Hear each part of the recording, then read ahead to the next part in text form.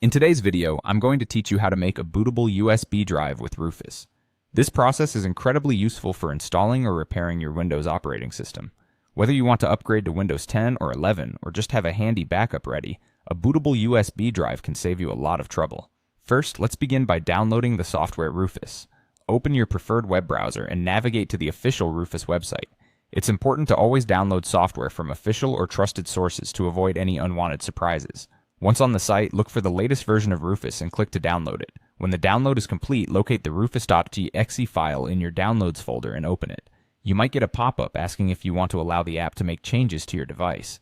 Simply click Yes to proceed. Now it's time to prepare your USB drive. You'll need a USB flash drive that is 8 GB or larger. Before proceeding, make sure to back up any important files on this drive, as the bootable USB creation process will format the drive, erasing all of its current data. Once you're ready, insert the USB flash drive into your computer's USB port, and you should see it come up on your system. Next, you'll need the Windows ISO file for the version you want to install, Windows 10 or 11. To obtain this, head over to Microsoft's official website, where you can download the ISO image file. Download the ISO file to your computer, making sure you know exactly where it's saved, as you will need to locate it later on. With Rufus installed and your USB drive connected, open the Rufus application.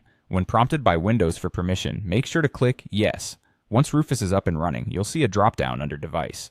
In this drop-down menu, select your USB flash drive from the options listed. It's essential to select the correct USB drive, so be careful with this step. Now in Rufus, look for the button labeled Select.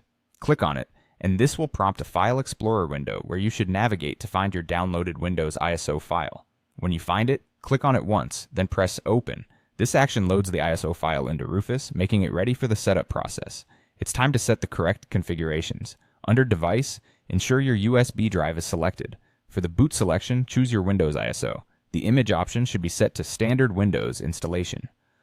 The partition scheme by default should be GPT, and the target system should indicate UEFI, non-CSM. You'll want to set the file system to NTFS and leave the cluster size at default. If you'd like, you can give your drive a volume label or name, but this step is optional. Note, if your computer utilizes legacy BIOS rather than UEFI, make sure to switch the partition scheme from GPT to MBR. And there you have it. All the correct settings are in place. Finalize the process by clicking Start within Rufus, and it will begin creating your bootable USB drive. It's always a good idea to double-check everything before clicking Start to ensure that all configurations meet your computer's requirements for a successful boot. Once Rufus completes the process, your USB drive will be ready to go. You can now use it to boot your computer from the USB option in your BIOS settings. That's all for today's tutorial on creating a bootable USB drive with Rufus. I hope you found it helpful.